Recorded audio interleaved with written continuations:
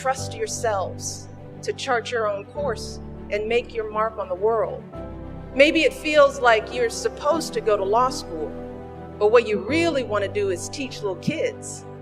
Maybe your parents are expecting you to come back home after you graduate, but you're feeling a pull to travel the world. I want you to listen to those thoughts. I want you to act with both your mind, but also your heart. And no matter what path you choose, I want you to make sure it's you choosing it and not someone else. Because here's the thing, the road ahead is not going to be easy. It never is, especially for folks like you and me. Because while we've come so far, the truth is that those age-old problems are stubborn and they haven't fully gone away. So there will be times, just like for those airmen, when you feel like folks look right past you, or they see just a fraction of who you really are. The world won't always see you in those caps and gowns. They won't know how hard you worked and how much you sacrificed to make it to this day. The countless hours you spent studying to get this diploma, the multiple jobs you worked to pay for school, the times you had to drive home and take care of your grandma, the evenings you gave up to volunteer at a food bank or organize a campus fundraiser. They don't know that part of you. Instead, they will make assumptions about who they think you are based on their limited notion of the world. And my husband and I know how frustrating that experience can be. We've both felt the sting of those daily slights throughout our entire lives. The folks who crossed the street in fear of their safety, the clerks who kept a close eye on us in all those department stores, the people at formal events who assumed we were the help, and those who have questioned our intelligence, our honesty, even our love of this country. And I know that these little indignities are obviously nothing compared to what folks across the country are dealing with every single day. Those nagging worries that you're going to get stopped or pulled over for absolutely no reason. The fear that your job application will be overlooked because of the way your name sounds. The agony of sending your kids to schools that may no longer be separate, but are far from equal.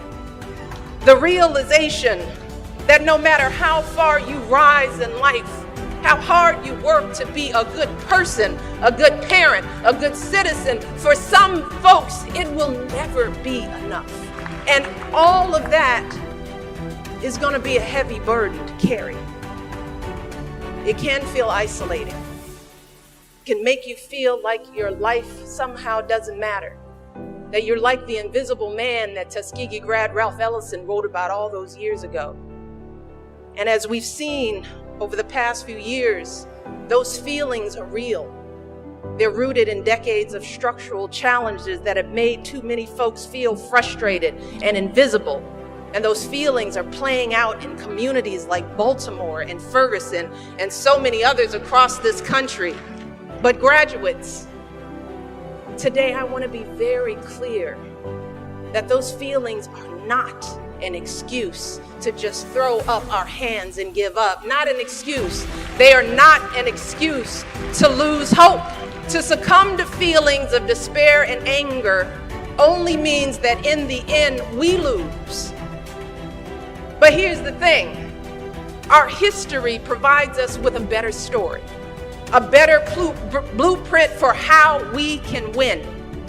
It teaches us that when we pull ourselves out of the lowest emotional depths and we channel our frustrations into studying and organizing and banding together, then we can build ourselves and our communities up. We can take on those deep-rooted problems, and together, we can overcome anything that stands in our way. And the first thing we have to do is vote. Hey, no. Not just once in a while, not just when my husband or somebody you like is on the ballot, but in every election, at every level, all of the time. Because here's the truth. If you want to have a say in your community, if you truly want the power to control your own destiny, then you've got to be involved. You got to be at the table. You've got to vote, vote, vote, vote. That's it. That's the way we move forward. That's how we make progress for ourselves and for our country. And you don't have to be president of the United States to start addressing things like poverty and education and lack of opportunity. Today, you can mentor a young person and make sure he or she takes the right path. Today, you can volunteer at an after-school program or food pantry. Today, you can help your cousin fill out her college financial aid form so that she can be sitting in those chairs one day. But just like all those folks who came before us, you've got to do something to lay the groundwork for future generations. That pilot I mentioned earlier, Charles DeBow, he didn't rest on his laurels after making history. Instead, after he left the Army, he finished his education. He became a high school English teacher and a college lecturer. He kept lifting other folks up through education. He kept fulfilling his double duty long after he hung up his uniform. That's what we need from all of you. And here's what I really want you to know. You have got everything you need to do this. You've got it in you.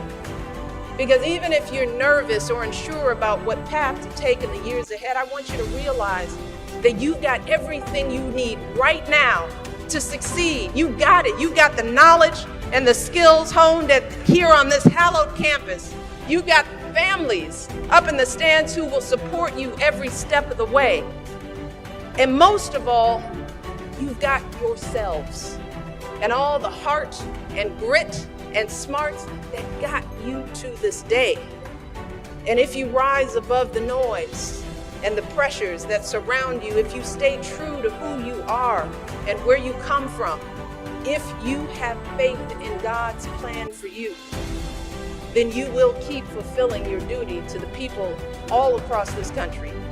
And as the years pass, you'll feel the same freedom that Charles DeBow did when he was taken off in that airplane.